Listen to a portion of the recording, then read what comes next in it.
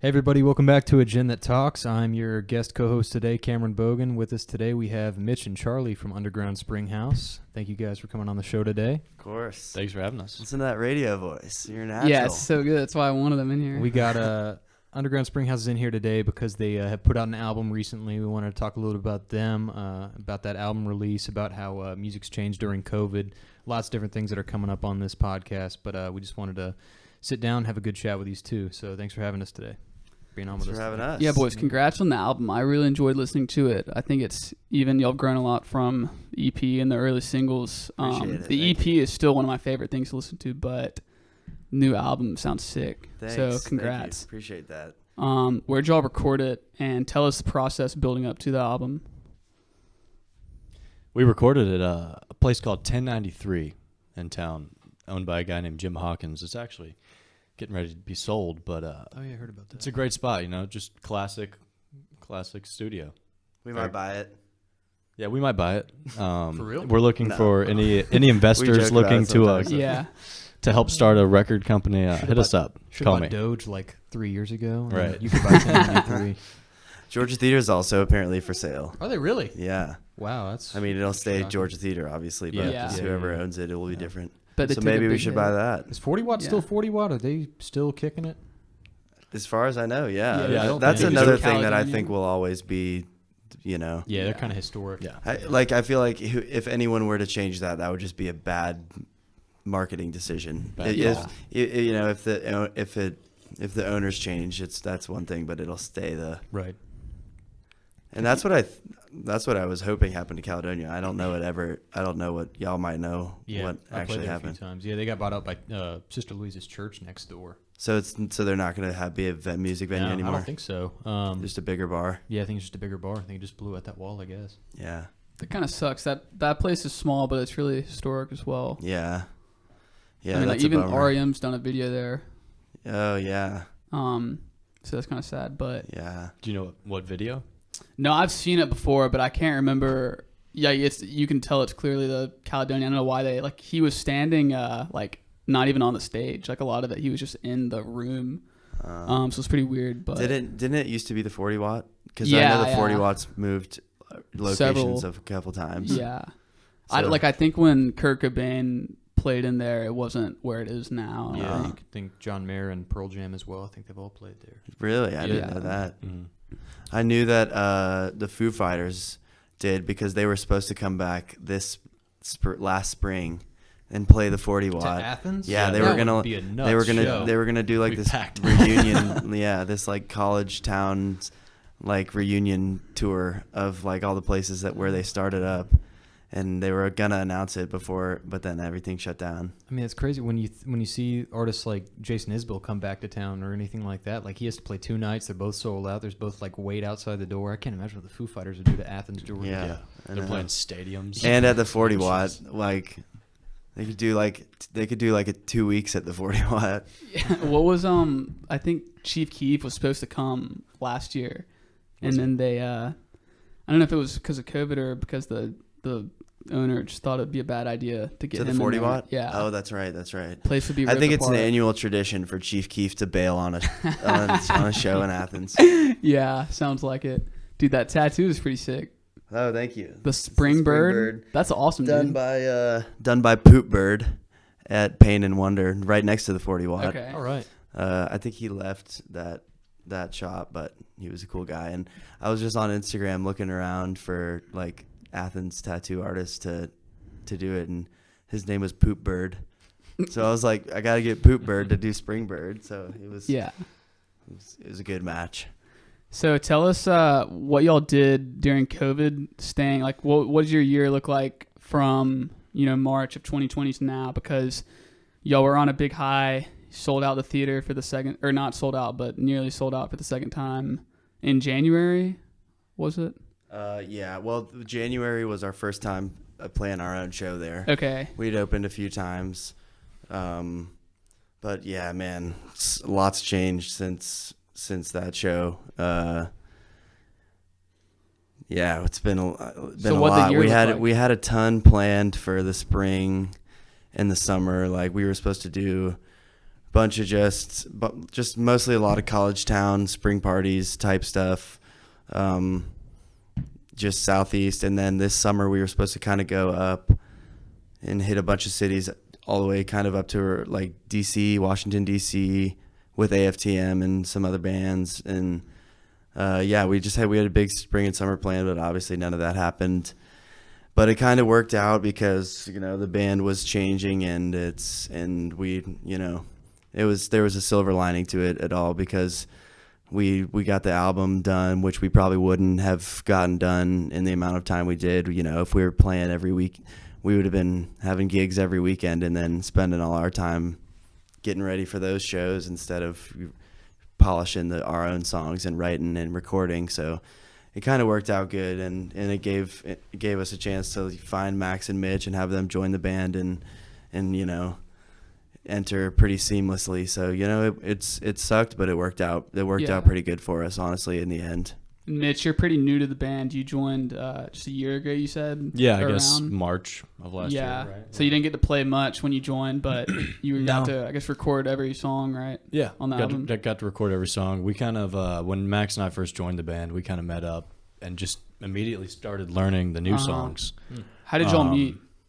Max and I? Max and you, and then how'd y'all get connected Max with Charlie? and I, we have been playing in a band called Live Oak since I've seen freshman year. With Will Fowler. Okay. Jack Phelan, Jackson Thompson. Yeah, we played in that band for the first couple of years, just kind of like a lazy noodle jam band, which is awesome. Yeah. Great. Yeah, it gives you a lot of time to fuck up and, well, can I say that? Yeah, you can say cool. what you did.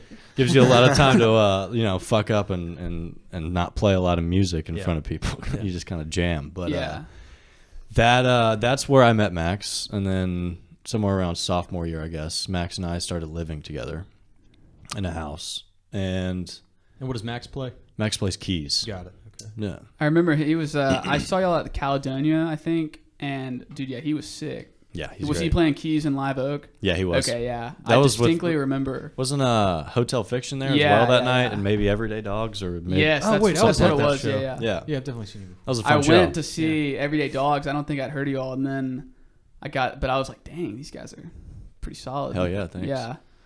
Yeah, so we did that for a couple of years. We ran like the bar circuit, Silver, whatever. You ever play Nowhere? Yeah. Oh, dude, many times. For 4 people? Yeah, exactly. You don't have about 20 people.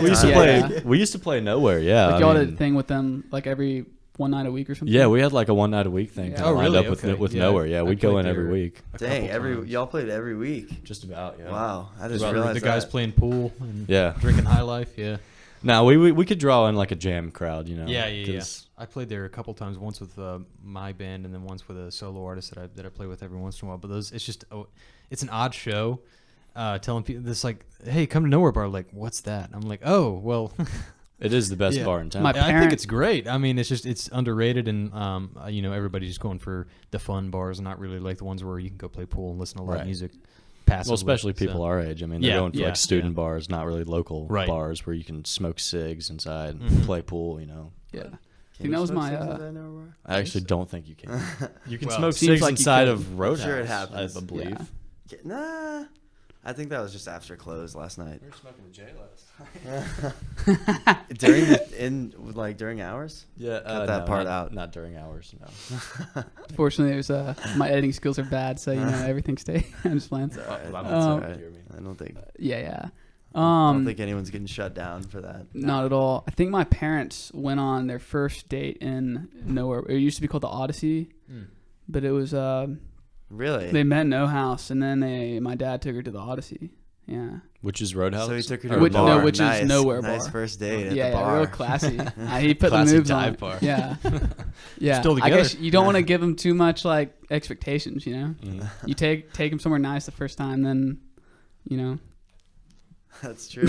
It'll only go up from there. Yeah. Yeah. I don't have a girlfriend though. First date PBRs. Buy you a PBR on the first $2 PBRs. Yes. We'll get a Bud Light next time. Can I have a dirty martini, please? Get out. Yeah. No, we don't offer that here. We have beer. Charlie, can you get a little closer? Oh yeah. Thanks, sorry. bud. No, you good, man. So yeah, what else?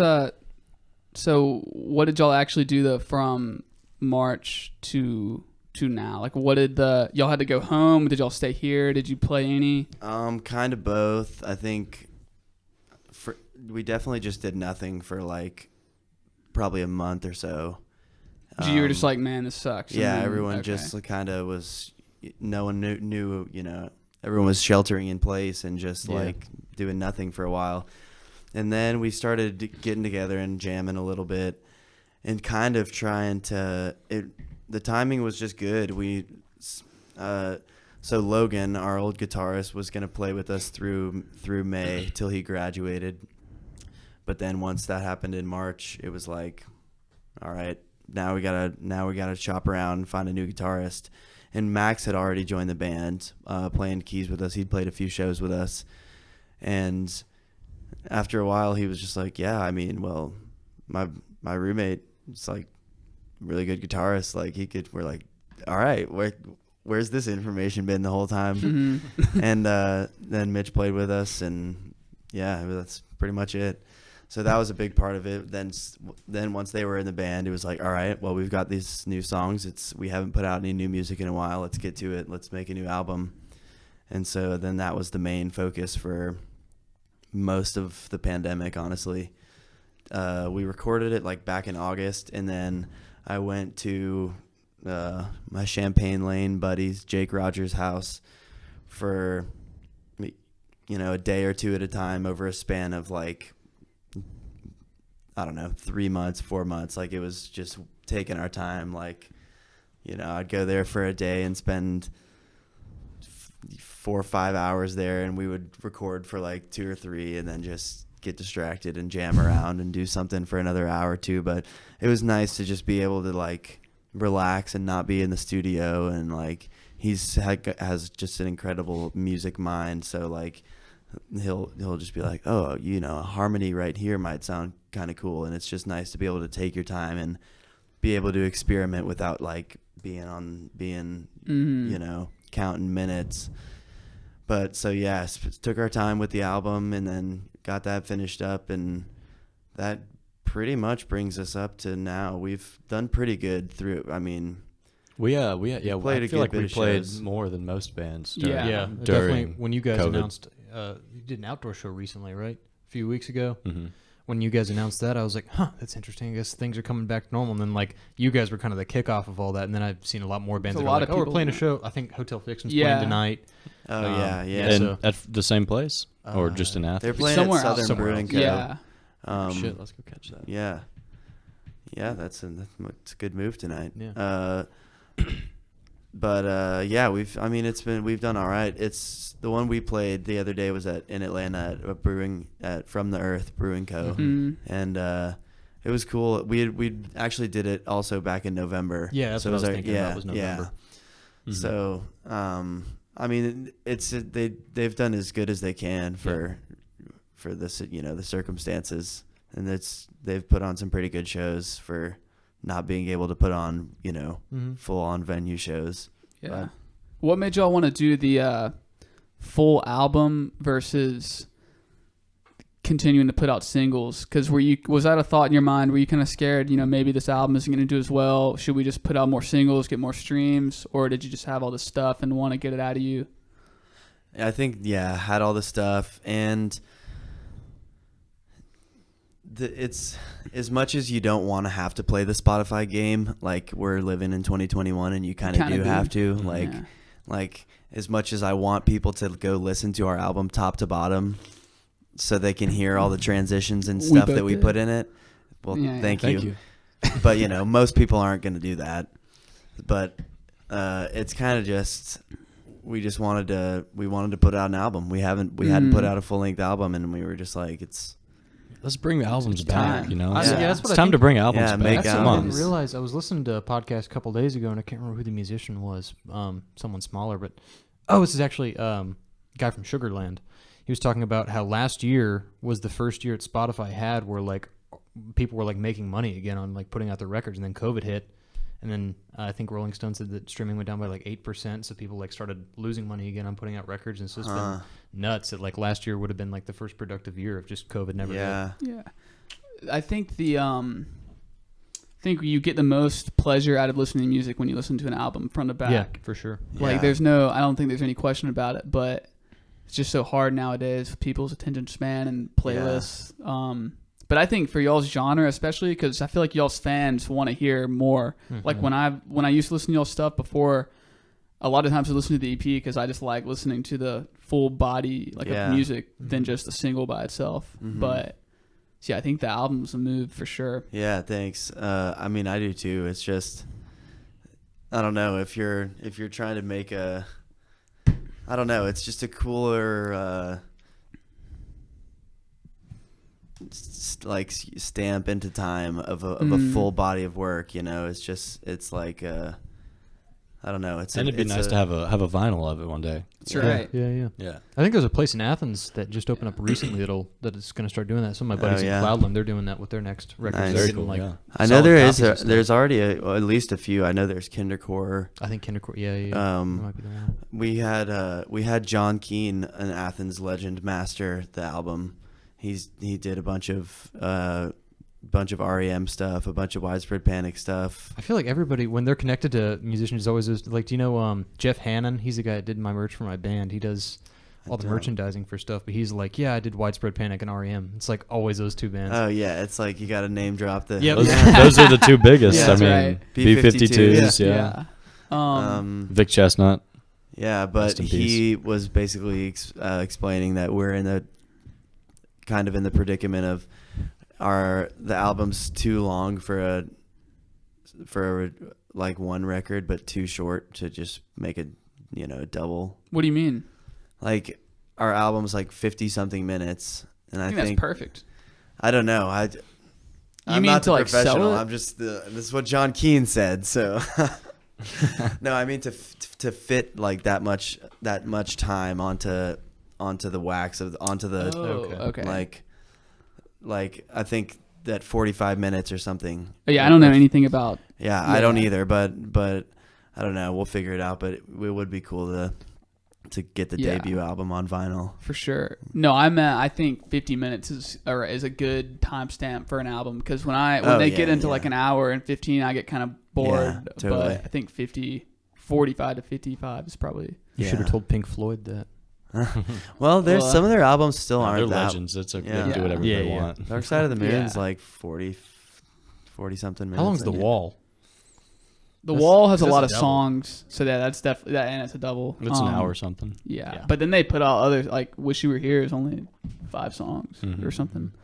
Yeah, But 6 or 7 or something like that. Things that stood out to me the most, probably the vocals, keys, and guitar for sure. Like especially in the first song, I think it is. There's like one scale you play. It sounds like it's maybe like Lydian or mixed Lydian or something, but it's amazing. Maybe. Probably the little. Like you do. Yeah, it just sounds so like happy. And dude, the voice. I play a lot of Lydian, yeah. Yeah. Big Lydian guy. Well, yeah, the Allman Brothers like that shit. Yeah. And, Yeah, so do yeah. I. I love the Allman Brothers. Dude, the voice sounds very good. Thank you, man. Thank you. Yeah, I mean, I think it was a good move to just go with Jake, and he had just got us some really nice mic, and yeah, it was nice. It was nice to just no pressure, just Don't want to. And we layered so much more stuff than because when we've been in the studio in the past, it's like, all right, get a good take, sweet, Yeah. that's a good one. Maybe put one harmony on the chorus or like on a line here or there.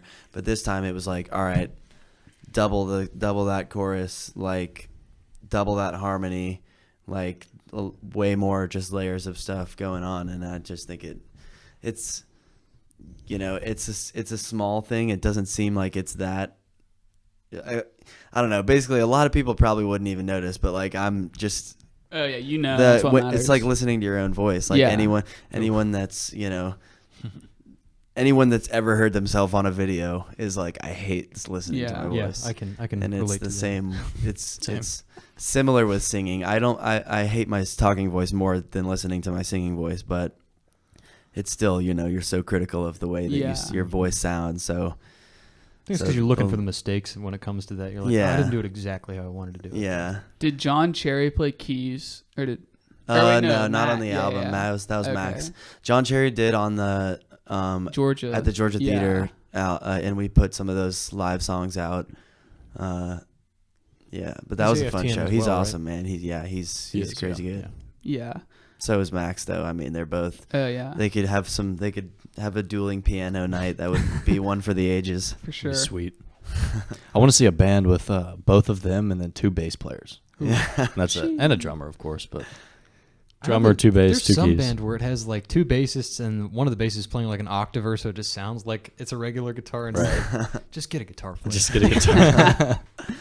So what's y'all's 1-year plan? What are y'all trying to accomplish this year? And then where do you envision yourself in 5 years? Ooh.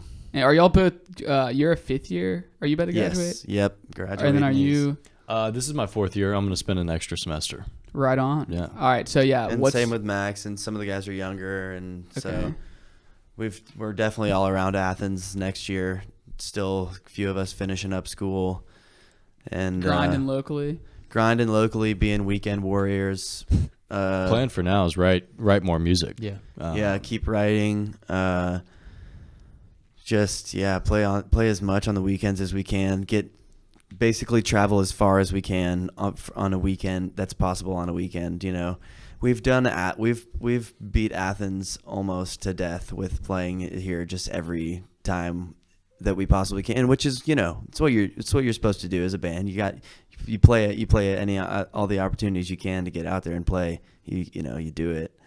But once you're trying to play ticketed shows and stuff, it's like, all right, if we're playing every Friday night, then maybe they'll know that they can see us next Friday. So why, it's easier to pass up on this gig. Yeah, why So buy the ticket to the you got theater? to spread them out a little bit. So I'd say our 1-year plan, a lot of it would be to travel, try to hit just southeast cities as much as we can. We've done a good bit of it before, but it's been so long since we've been able to already. But Asheville has been really fun that we've been to. We've hit Statesboro a bunch. That's always really fun. Savannah's always really fun. We've been Knoxville, Clemson, Columbia, all the cities that are like reachable to like come back in a night, basically. Mhm. Yeah. So what about where do you see yourself in 5 years? Or wait, what are you gonna do now that you're graduated? Are you just gonna grind on music? Find something to pay rent. So like find get a a- little like day job? Find a day job to pay rent, and something that will let me not work Fridays, maybe, so that we can play Thursday night gigs, and like, or so that I can leave, or for a Friday night gig. But yeah, find a gig to pay rent and play as much music as we can. Yeah. 5 years, we'd like to be touring. So Yeah. that's where we see ourselves in 5 years. That's great. I expect to be in the Rock and Roll Hall of Fame in 5 years. That's a good goal. That's bold. I'm just kidding. So Obviously. that kind of leads me to a question about support systems, because you talk about, beating the crap out of just playing the circuit in Athens. So you guys are Fijis, right? Like several of you guys in your band. No, well, I was. And was. Logan was. Okay.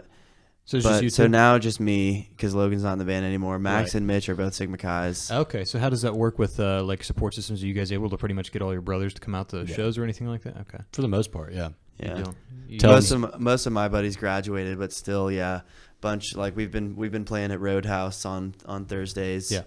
And not with Springhouse, just with a different group, Jackie Big Hoss, but a few of us Springhouse guys, and just every time it's a bunch of the Sigma Chi's, a bunch of the younger Fijis that I'm just buddies with, and that's really how we just got the start of just got a following, is going, because even your brother with Doobie and the Goats, Yeah. the old legends. the old Fiji house band. They had a Dude, it's a they built-in played the following Georgia when Theater. all your buddies are just like, they don't care if you're awesome or if you suck. They're there They're to just like, support you. this is going to be entertainment Yeah. either way, and they're there for the fun and to support, and it's cool how it can just turn into something actually real, because it was always just something messing around for fun. I'm sure Live Oak was the same way, just messing around for fun, because playing music is something you love. That's right. And then all of a sudden it's like, damn, people are actually into this. Like, Mhm. people are willing to listen to something that I just wrote. Like, you know, most college, that's why Athens is cool. Like, and, you know, live music is like, you know, it's not as special of a thing as it used to be, you know, back when our parents were in college, because anyone can just throw a phone, Bluetooth the aux, and then you got loud music going. You know, it's not like it's the coolest thing ever to have a band there, but like Athens appreciates it so much more than a lot of other cities and college towns too. Because like, I don't know, I don't want to throw any other college towns under the bus, but like a lot of places you go, you know, we could play the best set ever and there, and like no one's gonna even pay attention. Yeah. But in Athens, we could just be stumbling our way through it, and everyone's just into it. You know, it's like most college kids just don't care about hearing someone's original music. So it's just kind of cool that that's a thing here. You know, I still remember. I think I might have still been in high school. I guess I was. But the band, you had followed me, on Instagram. Like you had just started it, and you had like probably 2 photos up. Yeah. I was like, I guess they're taking Jacob's place. Oh, I don't know about that, but I think they had stopped playing by the time we started. Yeah. Or else we probably would have just joined into one big band, because there was probably already like 8 of them up there. So what difference is like 2 more? What's the difference between 4 guitars and 5? Yeah. Man, what is how do you feel like in college playing music, not just playing music, but especially writing music and kind of being vulnerable? Would you say it's kind of a scary thing? Do you feel like it's cool? Or do you feel like sometimes people would look at you in high school maybe like that's not cool to be a singer and songwriter? What do you think? I never ran across that in high school. I was always the guy that played guitar, and people liked it. People liked the way I played guitar, so that's cool. Made me happy. Got plugged in with more musicians, and just ran with it. Yeah. Well, a lot of your lyrics are like will really hit home with me, and I think it's cool. Nice. But do you think that your friends and stuff, especially all your guy friends, like how do they respond to that?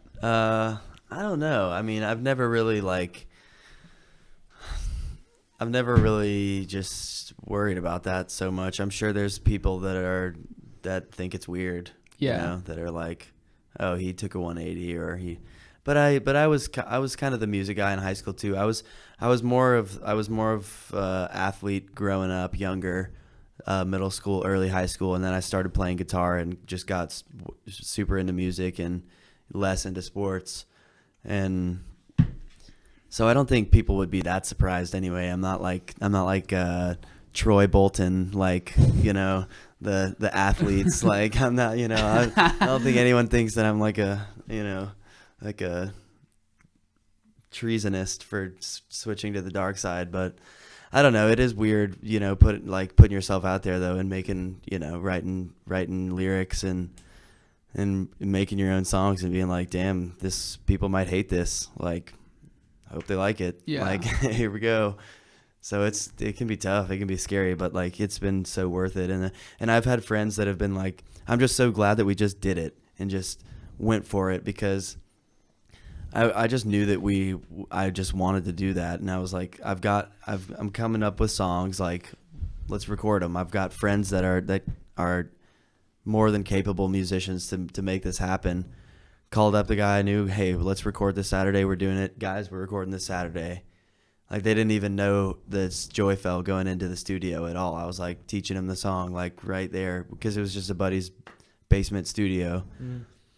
But I'm so glad that we just went for it, because when you just take the dive, you know, it's like, even if no one likes it, it's whatever. You've got that on Spotify forever or wherever for you to listen to. How many streams is that at now? It's approaching 9. 1 million. Yeah. But it's just cool. And then I've had friends that, you know, like, have been starting to make music, and they're like not sure, and they're going through that whole thing of like, you know, I don't know if like people might hate this. This isn't worth putting out. And it's like, yeah, just do it. Someone's gonna like it. And all of my friends, even my buddy Jake from Champaign Lane was kind of that way. I mean, I was like, dude, you have no reason whatsoever to like be hesitant. This is such good music, but it's still just like that. What's the process of this? Like, and it's like, just fucking do it, you know, just There's a Hunter S. Thompson quote where he said, "The edge, the only people that know where it is are the ones that have already gone over." Yeah. So it's like, I like that. yeah, Yeah. you just gotta jump. You gotta figure it out later. Yeah, exactly. Because maybe it'll go awesome and maybe it won't. And a lot of times the songs that we think will do really well don't. And then songs that, like, you know, we don't think are the greatest thing that we've ever put out, people are like, play that song, play that song. Yeah. So when you first recorded Joy Fell and then you released it, how so it took off pretty quickly. Were you pretty like shocked, or were you Yeah, we were definitely shocked. Definitely very shocked. What was that feeling like? Oh, it was awesome. Like, it's the taking the dive off the edge and just, like, you know, it being fine. It was awesome. A lot of it was thanks to Spotify shooting that song all over Discover Weekly and that kind of thing. But that's the pros and cons of Spotify, because that song's approaching 1 million listens, and the payout for that over the 3 years or so that it's been on Spotify has been $4,000, which sounds pretty good. Yeah. But then divide that by 3 years. True. And 6 people. Yeah. You can't live on that. You got to think about the days when a single on iTunes is like $1.29 too. It's like, look at all that. Yeah. Or when look at people that were selling $10 transition CDs at their show, Yeah. and then 100 of their friends are there buying Yep. CDs, and it's like, we just cashed out tonight. Yep. But it's the pros and cons, because, you know, we're not getting paid from people listening to it, really. Like, that's basically not getting paid, because all we do at that point is just put it back into recording. Yeah. Which has worked out for us, because by the time it's 2 years later, it's like, all right, we have enough to record an album, but, you know, we got to wait 2 years for the next album if that's the process. But the pro and con, you know, is that they do shoot your music out all over the world. Mm-hmm. So there's people that know your music that never would have heard it. So Yeah, well, how many countries are you guys in? Do you get that Spotify Wrapped yeah, last it's year? cool. It's cool. I don't remember, but Yeah. more than we deserve. Right. We have a following in Japan. That's crazy. Pretty That's cool. awesome. Yeah. That's I crazy. love Phil. that. About 20 people.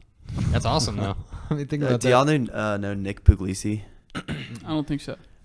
He was telling me that he like met some guy in like Chile, and he like showed him our music, and he was like, "Oh, they were on my Discover Weekly." That's like, crazy. Holy crap! yeah. Dude. So like that's the insanely cool thing that, like, you know, would never be able to happen without Spotify. So for that kind of cool thing, I'm not picket fencing, protesting outside Spotify headquarters, but We should. pay us more, Spotify, please. Thanks. That kind of I kind of want to get into some, like, where does your inspiration for your sound come from? Because when it comes to like the jam band sounds and things, I always think of Grateful Dead. I don't know if that has any effect on the stuff that you play, but how has like the jam bands of history kind of influenced like the way that you guys play your stuff? Well, the Dead definitely kicked all that shit off. But the most superior jam band is Fish. You think so? Yeah. All right. Easy mate. All right, yeah, maybe I won't say I won't be definitive like What's that. But, Trey Anastasio? Well, I mean, they just have a really good formula for what it is, like jam, for Yeah. what jam is. And I don't think that's an influence of ours. Fish is, but as a group, I don't know what would our. Did you say you don't think Fish is an influencer? Not currently. I think we're getting You there. and Max- you and I Max think definitely. like on a personal level, yes. Like, you know, Fish is probably an influence for some of us, just like the Grateful Dead is for most of us. Yeah. But Do you I say don't- Fish more so than the Dead? no, I don't know. Hmm? I don't know. All right. I'd say the Dead For me, Yeah. For me, or Mitch and Max are educating me more on Fish, and my roommate Brooks Barber, for the last 2 years, also has basically has had live Fish on the TV every time I've walked in the room. But they have so many fucking songs that, I mean, the Dead are the same way, but I've just Yeah. been on the Dead for so much longer that, like, I've learned more of their discography. But Fish, like, it's and their would songs say- are so weird that They're awesome. they're awesome. But it's like it's definitely harder to, like, it takes more effort, I think, to grasp Fish. I think so too, because I would say that's like one of what I call like a musician's band, Mm. where it's Totally. like most of their fan base is like other musicians, Yeah. and you can appreciate what Yeah. they're doing because you understand it a little bit better. Yeah, one time Brooks's dad came in and we were listening to like it was Meat. Meat was playing and I love Meat. it was like yeah, Meat's awesome. it was like the cowbell solo of Meat, where it's just totally broken down and it's just like boom, bam, ba, bam, bam. And he was just like, "What the hell are we watching, man? Like, what is Yeah, this?" it's almost like, clown music. It's I think y'all sound like, if I had to like put a mixture together, Sublime, Slightly Stupid, and then a third like kind of poppy band. I can't think of one because it's like some stuff is like like the first song on the album. It's like a little poppy. Oh then yeah. you listen, you Yeah. keep going, then it's like reggae. Yeah. And then it's like some stuff Well, is more Slightly your Stupid, guitar playing yeah. more Slightly rock and Stupid is roll. definitely a big influence for me. I was a Yeah. huge Slightly Stupid guy in I mean, high. you actually showed me them. Oh, I really? like, yeah, Oh, they're yeah. sick. I was listening to "Past the Love" and I heard like a little bit of like slow hand in there, a little bit of like Clapton. I don't know. Yeah. It was an interesting Nice. like I haven't gotten that one. Thanks. yeah. It was all in the beginning. Something about the intro. I was like, it sounds like a Clapton solo because it's kind The of keys swingy. in that song. Yeah, Yeah. I listened. I wrote that song. I listened to a lot of Tedeschi Trucks. Like Yeah, around okay. that, Yeah, that makes sense. day that Yeah. I wrote that, and just was kind of feeling that vibe, I guess. Mhm. But I think Mitch and Max bring some more like of the Southern rock. yeah. I mean, I was raised on. I mean, my biggest influence I think is Allman Brothers. Mhm. I've just been playing like lead guitar for a while. I really like the way Dickie Betts plays the guitar. So Allman Brothers, that'll do it. So do you write most of them on acoustic and then bring them to everybody, or is it In the collective? past, that's kind of the way it's Yeah. been, but going forward, we'll see because we really haven't written with this new group so much yet. So it's it might be different going forward, you know.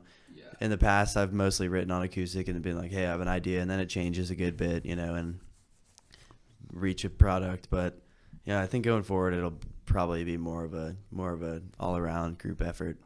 So are you mostly driving the boat, or has it become more of everybody nowadays? It's definitely become more of everybody. Yeah. I mean, and that's the way that I want it to be, and that everyone wants it to be. I mean, no one wants it to be Charlie Haas and Underground Springhouse, Yeah. or Mitch Davidson in the Normal Town. Mitch Davidson and the Here. Meat Sticks. Mitch Davidson in the I'd Meat listen to that Sticks. band. That sounds pretty cool. Yeah. Have But you- yeah, it's just definitely and Jacob, our percussionist, does like so much behind the scenes stuff, and he's doing basically he's our manager basically, so he's pulls most of the load on that end, and yeah, it's definitely a group effort.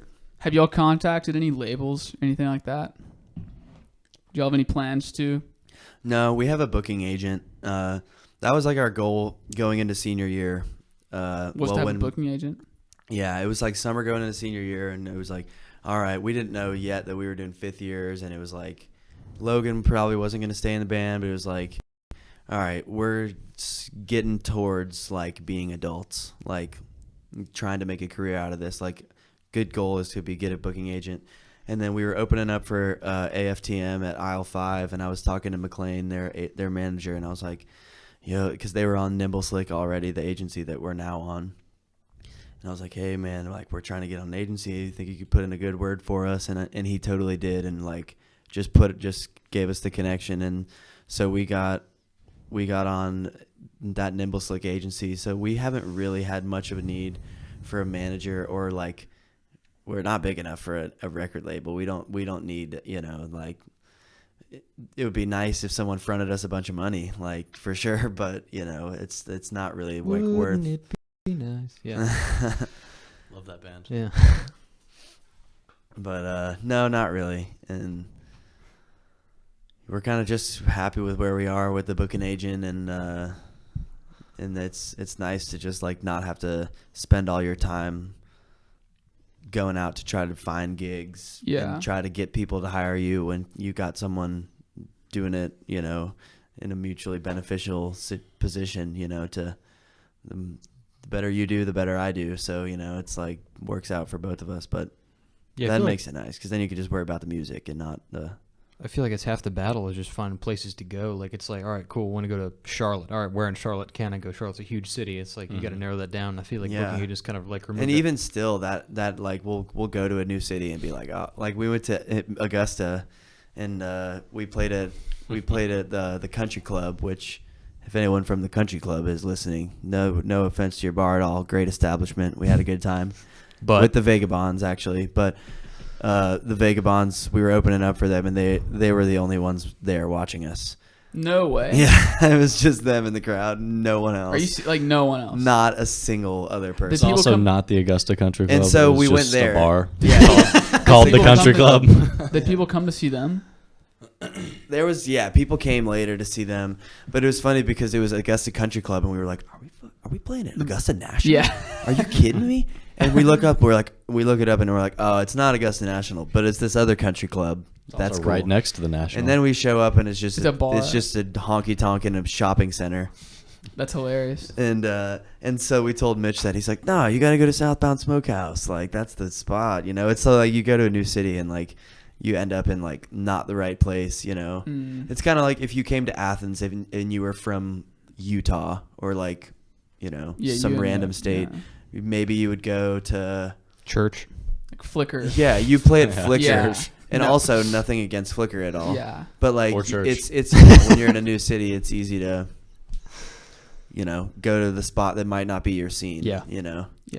I remember I went to Flickr one time. There's like a band of professors that were like strung out on something, playing Nice. some weird music. That's the only experience of Flickr. I was like, I'm good. Was it Cracker? David Lowery? It might have been. No, I don't think it was. Nah, they I would- know David Lowery. I don't think it was Cracker. They would have had a good crowd in Yeah, there. yeah.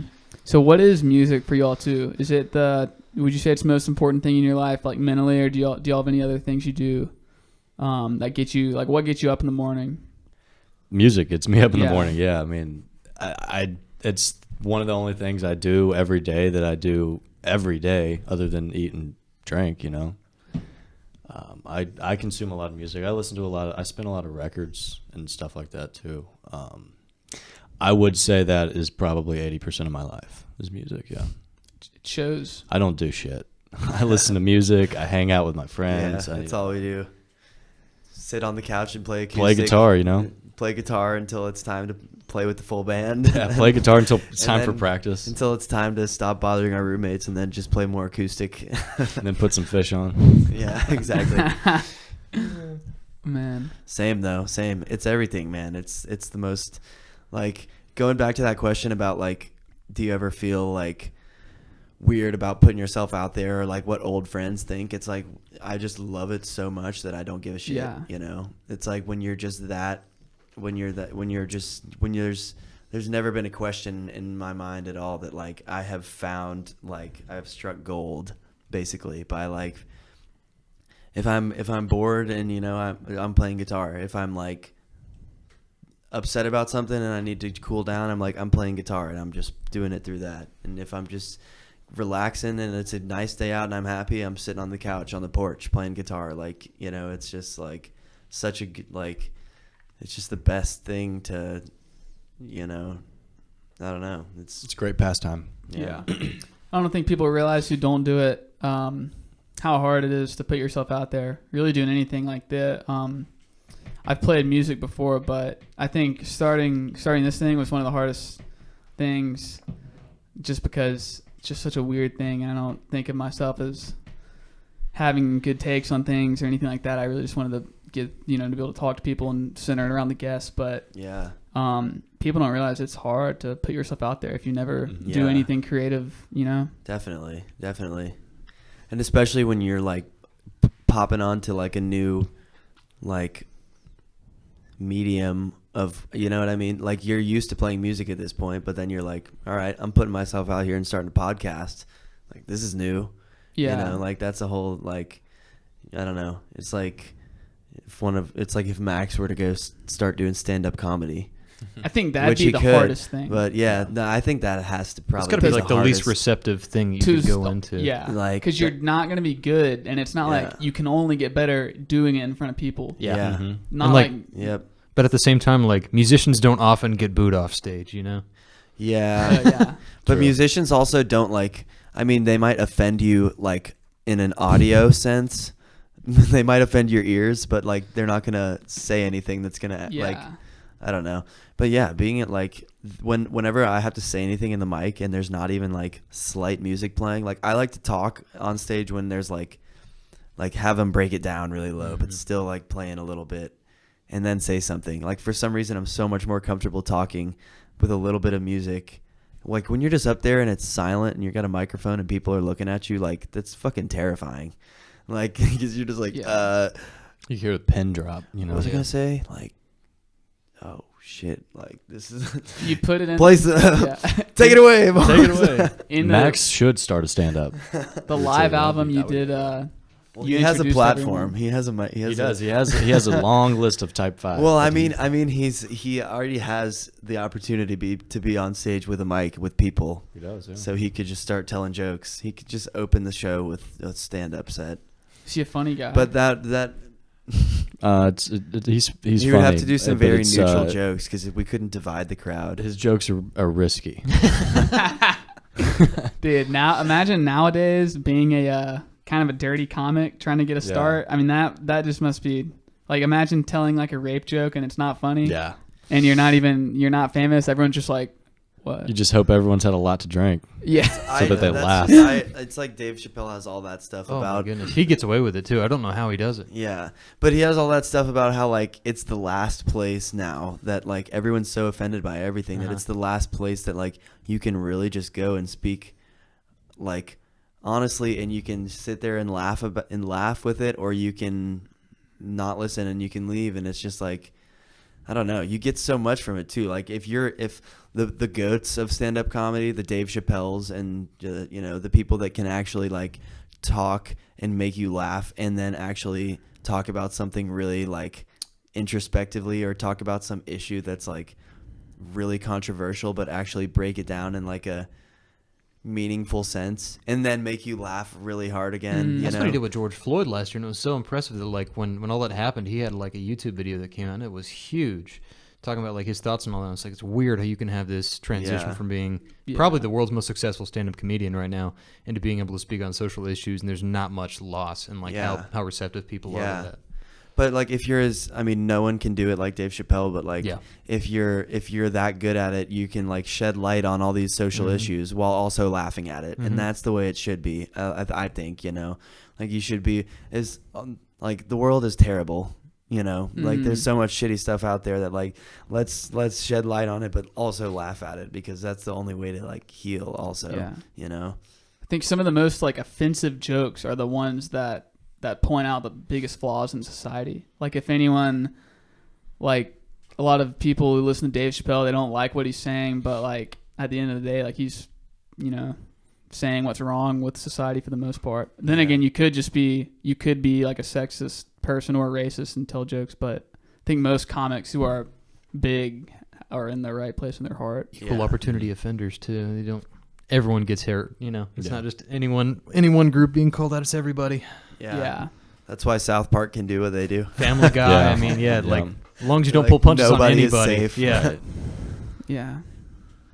But that was one thing I wanted to talk about as well was how is your music being reshaped by COVID? Like, are there any topics that are more prevalent when you're writing about something like that? Like, because it's kind of how all art's taken form. Like, I've listened to like comedians that are like, I can't talk about some things anymore. Some songs or some jokes I won't tell anymore. Anything like that. Like, Well, one of our new songs is called "Infectious Boogie." Yeah. And that was I had written that song, and it wasn't about that at all.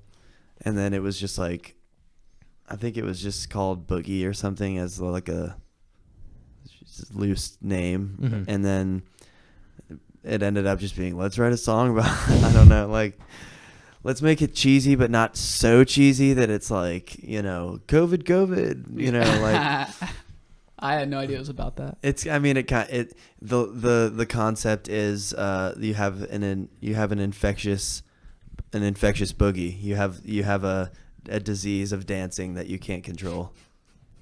Basically. Okay. You can't, your feet are burning a hole through the floor is the lyrics, and I don't know. I had that song. I had the album playing in the car with a buddy a few weeks ago, and that song came on, and he was like, he didn't say like we weren't talking about the music or anything. He was like, oh, that's a cool name. Thanks, you random guy riding in the car with Luke. Yeah. Very Yeah, cool. I did. I sometimes like when I'm doing some songwriting, I'll do some like nonsensical stuff. So I wrote a song called "Car Mask," and the tagline was like, "It really bothers me when people wear a mask in the car." You'll see That's that good. you can now wear a mask or no mask outside Out in public, with yeah. no one. Yeah. Or According no, to- there can't be anyone else around. Is that what they said? That's what it said. Oh. Yeah, it said outside alone. What did Fauci say today? I don't know, but New York is opening soon. Did y'all see that? Yeah, I think the public outcry has finally made its way. Does that mean that this is all over soon? I don't know. If New York's done, I think we're all done. I will say I haven't worn a mask in about 2 months. Yeah. I don't.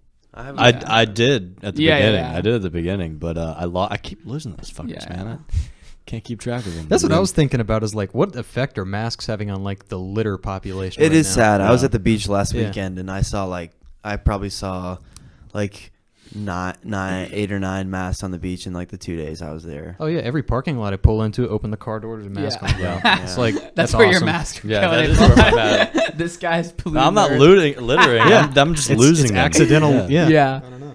Did y'all two get the vaccine? I have Yeah. not. Yeah. Are You can say no. Are you, I will. Yeah, are I'm you going getting to. it or Yeah. no? Oh, you're going I'm not to? scheduled to. I've just been Yeah. lazy Yeah. about signing up Same. for I'm it. going to get it. I just haven't gotten it yet. Yeah. I'm strongly against it. You're not getting it? No, Strongly against nah, it. I'm just Why? kidding. Just kidding. We're Wait, not. Are you? I'll get it. Yeah, I haven't yet, but I'm gonna. Okay. That's where I'm at. I think. I don't know why I haven't yet. I think I could have gotten it early. It's because it's something about how like if a certain medication you're on. I have psoriatic arthritis, so I think I'm on a biologic. So I don't know. My girlfriend told me I think something about how I could have gotten it a long time ago, but I still haven't. So I think I had it. so I'm think not a you had model it? citizen. Had COVID? Yeah, I didn't I get had it, tested though. I I don't. just lost my taste. I got it at Yeah, New I'll Year's. do it. So that I think that happened. I think it happened. I never lost it, but back in December, I think it was, my roommate, he like found out he had antibodies. And I was like, no way you have it. And I didn't get it. Like, Right. Yeah. we share everything. Actually, a bunch of us got it when we recorded the album at the studio. Yeah. Yeah. Oh, that'd be a bummer. Yeah. 1093 outbreak. Dude, But so- it didn't really hit anyone Did it until make the after we were news? done Yeah. recording. So I guess David Barbie heard about it. Oh, yeah. and we gave it to Jeff Vernon. Hey Jeff, we Oh, love Vern you. Dog? Who, I always yeah, forget that we guy. gave Never it to met him, Vern though. Dog, who was being so careful the whole time. He was wearing 2 masks that's the whole funniest time, Thing. Yeah. and the poor guy was just took every precaution Uh-huh. that he possibly could have, and we still gave it to the guy. We got you. So did he do your engineering on that record? Yeah, he engineered the. Yeah, Okay. That was going to be my question because you were talking about how you did a lot of it with the Champagne Lane guys, but I didn't know if you. Yeah, you Jeff do- did all the engineering at 1093 Yeah. and with all the instruments and Okay. yeah, we recorded all the instruments and did like scratch vocals, like singing along, so that everyone's like on the same page at the song while the song's being played. But yeah, he sat with us for a long time and pulled an all-nighter one night. Dang. We were up Recording? till 5 o'clock. Yeah. When we finished 5 o'clock. Those are crackhead actually. hours. Yeah, Was that already the title of the song? it was. It was just a That's coincidence. funny. Yeah. That's We were like just like totally over analyzing, and it was just like the last 3 hours of that were just complete waste of time because nothing that once you've been listening to a song for Uh-huh. hours straight, like you got to come back with a fresh head. yeah. Well, we had totally. him mixing it, which is what we should not. Right? Isn't that what we were doing? I don't even know. I think he was doing. We had him like mixing it, which we didn't even need that. I 'cause think we were he gonna was have someone like else chopping. mix it, I think so- we were listening to different takes of stuff and like right. having him chop different parts. Oh, that was a into it. Max. I think Max kept us there. Max is as gnarly as he is at the keys. He's insane on the keyboard, but he's the most picky recorder ever, and it's a good thing because it ends up good. But he'll lay something down, and all of us are like, "Oh, that was sick," and he'll just be like, "Nope, that was not it. Not Yeah. it. Another one." It's just like 4 hours later, like. I think for the most part, instrumentalists can knock it out. I think the voice is where it really like. That's also that's why, because I knew I would be that way. Because I Yeah. was like, if we're doing a full album, like it's just a lot of singing, like it might take a few days. Like I just want to be able to, And yeah, Jake hooked it up for the low. I don't think he would have even charged me if I didn't, offer. He's the man. I asked Sarah this question earlier. What would y'all say to the maybe the high schooler or freshman in college who's trying to start music? And they're looking up to you. They go to your shows. They see you. What advice would you give them? Just play as much. Yeah, just play as many gigs as you can. Play as much as you can with as many people as you can. Yeah. Like you mean jamming around or trying? Jamming around, yeah. That's definitely how it works. I think you're just getting with people, trying to communicate. The language of music, playing music with people. It is a language.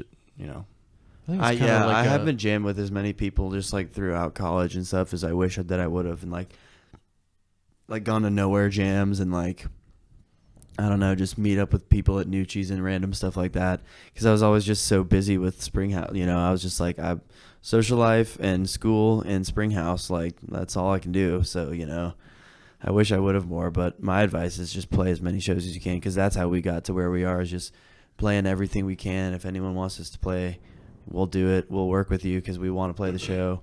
It's highway robbery to make money at all to play music, so we'll play the gig, and then that's how you get more gigs, because then you play the show and then someone sees you there, and then like the string of connections of how we've gotten shows is like so cool.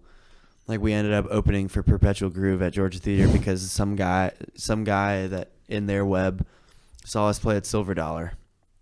Oh wow. Yeah, and was just like, those guys. Did they not even know y'all were big? No, we had one song on Spotify. That's nuts. We only had Joy Fell on Spotify. One song? Yeah, and we were like, y'all don't even know that we have enough material to play. Yeah. Like you don't even. There's no proof here that we like. We could have gone up and just been a cover band, and they wouldn't like. I don't know, but it's cool how it can happen. We were playing Roadhouse the other night, and some guy comes up to Mitch and was like, "You never know who's out in the crowd." Yeah, it was kind of creepy. Was he like a nice guy? He was somebody. I have no clue who he was. He got my number though, so very nice. Came up to me. He goes, "Play it like you feel it, not like you mean it." And then he said, "You never know who's watching." And then he kind of snuck back out there and like watched for a few more minutes. And then like I looked at him and he did give me an okay. He gave me like a thumbs up or an okay or something, and then walked away. He's going to be in the Underground Springhouse movie. That's the opening scene. I just like you feel it. I just hope he knows some of the Panic guys. Yeah. Might have been. Be a nice guy to get in touch with. Another thing I would tell people in high school playing music, put on some Sabbath. I mean, come on. Just listen to another it. thing I would say, if I could tell this to my younger self, is like buy nice gear. Like don't buy the shitty stuff. Mm-hmm. Like it's worth saving money and getting the nice stuff, because it's just shitty stuff is not gonna sound as good, or it's gonna break, or just save up and get the nice shit. Or in the meantime, if you don't have the money for it, just rent your shit, because there's like so many places rent shit that you don't realize. Like you can go rent a Musician's Warehouse downtown. You can go rent a nice ass guitar and go play it for a gig, and then give it back and pay like $50. I did not know and that. then go play. Like, yeah. You told me. I don't know if that's how much it costs, but yeah. Like there's places that you can rent guitars, amps. I know they do amps. I know, and Nucci's is pretty good about that kind of stuff. Yeah, Nucci's is well, yeah, they have a bunch of stuff there, and Guitar Center's got PA systems. It's just like, don't get the shitty stuff. Just save up and get the nice stuff. You told me 2 years ago, and if you remember when we played, like I had seen y'all before and listened to your stuff, I was like, oh man, I want to like play with this guy so bad. Just seems cool. Yeah, you came over to North Ave. Yeah. Was that 2 years ago? It might have been, dude. That's crazy. I think it was. Yeah, I think that's nuts. I think it was. But yeah, you were so nice, but what you told me was be nice, and you definitely admit that more than. I mean, out of all the musicians I've met in town, like if someone talks to any of y'all, like they're like, dang, like they would go see y'all again. Because if someone's like a douche, like they're gonna be like, oh, their music sucks. Yeah, like, I think I do remember saying that. Yeah. Also, I think all the back half of that was because so many people around music are just dicks. Yeah. Like They are. Even people like, who aren't big at all. It's just like the stereotypical sound guy is just like pissed to be there. Yes. You know? Gene. That guy is kind of that guy Caledonia, actually. he he's got actually better. nice. He got better. He gave me like a compliment one time, and I was like, "Whoa!" Did like, that guy he just was being embrace so- being the town asshole? No, I mean he got better. I never met that guy. you never but met Gene? I didn't meet Gene, but No. I've heard from so many people like, dude, fuck the Caledonia He sound works guy. at Guitar Center too. Dude, yes. He works at Guitar Center. Dude, Oh, he does? Yeah, I played a Well, show then at I probably Caledonia one day, recognize and him the then. next day I was going out to buy guitar strings after the show, and he was there. I'm like, Yeah. What does he Gene. look like? And he had no idea who He's I like was. really the small. Guitar Center here in Athens? He has a Angry at the mullet. world. Yeah, dude. He told me though. He was like, Wait, is he dark hair with a Yeah. beard? No. no, I don't think. Okay, so we had played there. Like I saw him setting up for people, just being pretty mean. Like he didn't want to be there. Then after the show, comes up to me and he's like, "Dude, you sound like the singer in my favorite band." It was some like punk rock band in the '90s, Oh, nice. and I was like, well, I- getting, like, getting a compliment from a getting guy a like compliment that from is... because he's seen a bunch of people, but I was Yeah. just like the guy's voice, like it wasn't Oh, that's great cool. or anything, but I was like, dang, like when you That's get a cool. compliment from someone who's like mean like that, Yeah. it's like it means the world Yeah, that's because you funny. know he's like I knew he meant it. Yeah. Because most people are just like, oh, you sound great. Yeah. Yeah, it's Great just show. like... Y'all sound Yeah. fucking awesome. Yeah. Like, thanks. Loved it. What's the one thing when someone comes up to you after a show and they tell you, like another band you played with, and they were like, you can tell they didn't vibe with you, but they had to say something nice. What is it? The other band. Yeah.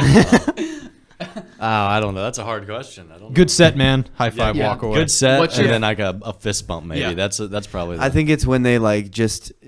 Usually if they don't vibe with you, they're gone by the time... Or if you're opening, they're definitely still there. But if they don't vibe with you, they're like private green room. They're just not going to really talk to you. It's really like... If they need something from you, it's like, oh, now I borrow your amp? I have to tell them good set. Yeah.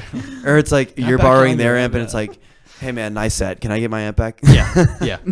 What's your favorite thing that like sorority girls have said to y'all, like while you're playing, like Everyday Dogs? Come home with me. Probably that one. Everyday Dogs told me that someone said, "Can y'all play Bohemian Rhapsody?" Nice. That's Like, that's a no. tough ass. That is a Yeah, tough that's ask. Yeah. It's a tall Or- order. What's like the funniest thing you've heard? The theme song to My Name Is Earl. A girl What asked song for is that. that? I don't know. I've seen She that show said, before. "Can I you don't play the remember I don't- theme I don't song know the of fucking- My Name Is Earl?" Yeah, I was like, I don't know what that is.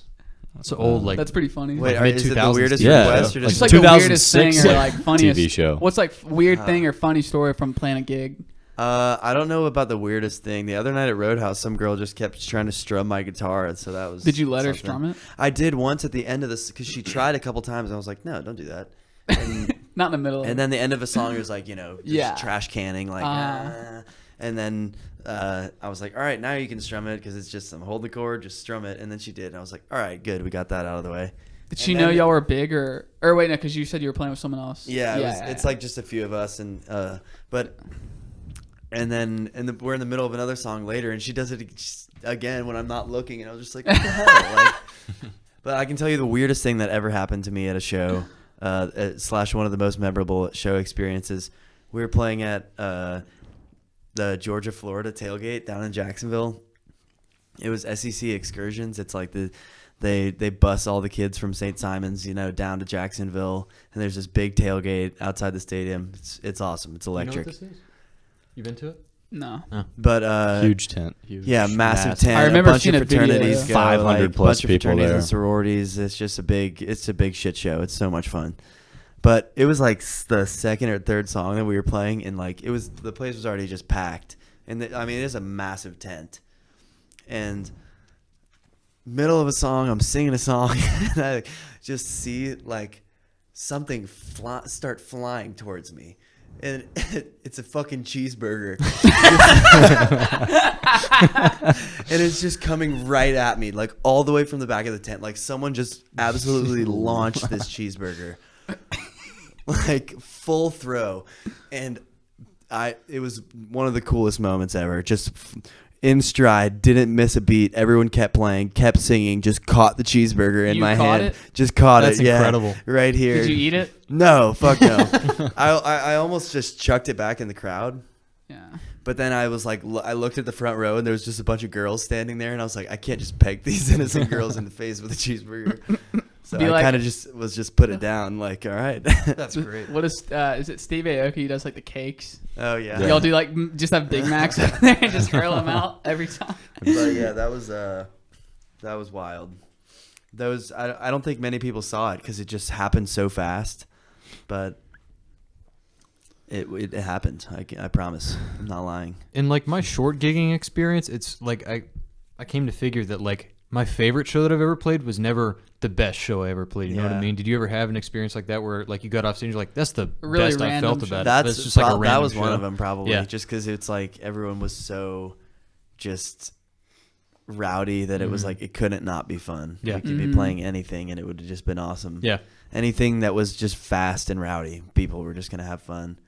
So that was probably one of them. Honestly, a lot of those frat shows where it's just like more about the energy than actually how good you sound, you know, because that happens a lot of times. You still don't want to sound terrible, but sometimes, I mean, most of the time, the energy you bring is pretty equally important, you know, at least the energy you bring, you know, with your instruments too. But, you know, you have to be insanely good and have been playing for a long time and proving how good you are to be able to just stand there on stage as still as like Widespread Panic guys do. Yeah. Like they don't move. Like they just are stoic, just standing there like a statue, just playing the most gnarly thing you've ever heard. Oh, really? Yeah. Okay. But like, Not a lot you of know, stage movement, you would yeah. expect with what's coming out of their instruments, you would expect some guy up there just headbanging, just like putting his whole body into it. But it's like, no, it's just all in the, you know. Yeah. Every live act,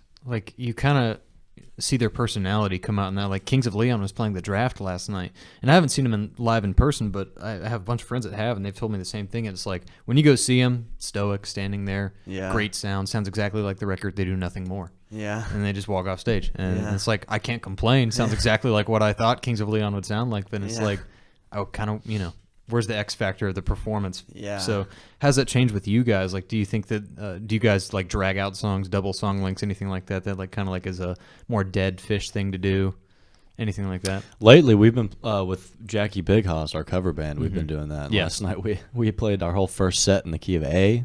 Nice. That's Great blues key. Yeah, we got like what do we have? 10 songs. Yeah, 10 songs ish. How long Just you this play? one into this one into this one into this one. Just Didn't stop at all, or no.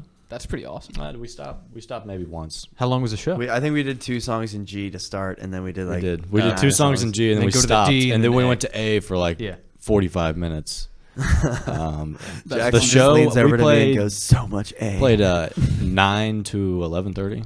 Dang, an A with 10 songs. That's nuts. No, that was just the first set though. The second Just set first we did set, a bunch, yeah. we did a bunch Oh, of okay. Second set was D. Nice. Yeah. Yeah. For the most part, right? That was my band. I think 90% of our set list, the other songwriter, he writes in exclusively E and A. And so any song that wasn't an E and A, it was like, it's Cameron's song. Well, I mean, it's easy, you know, because like Yeah. the tune changes, but A minor you know, pentatonic is where every most guitar people starts. Don't really notice that the key will change. Yeah. You know? Like you just play a different tune. Yep. Yeah. Well, boys, I think we've reached a good stopping point. Covered all the bases. Unless y'all have anything else to tell the world. Not really. Check out our new album. Yeah. If you haven't given where it to a find listen y'all. yet, yeah, find us on Spotify, Apple Music, wherever. Underground Springhouse. Follow us on Instagram. Whatever other plugs that there are. I Mitch, don't you want know. to plug anything? Plug Mitch is something. writing a book. I am writing a novel. Oh, shoot. It's an erotica novel. No, I've got. What do I got? I didn't know what to do with that. Yeah. Come see Jackie Big Haas every Thursday at Roadhouse. Awesome. Every Thursday, Friday. Just keep an eye out. You know, they promote it, Sweet. and that's Yeah, that. Just At Charlie Haas. yeah. Charlie Haas, Mitch Davidson, Luke Fucetola, Fucetola, Cameron Bogan. Bogan. Boys, With the radio voice. we had fun. Hey, in the fall, y'all are going to be even bigger. Please come back. Yes, Have us back. absolutely. It's all Thanks for fun. having us. Yeah, we Yeah. could get even more, fill 2 more. Yeah, Maybe absolutely. expand the studio a little bit. Definitely. All right, boys. See y'all. See ya. Peace.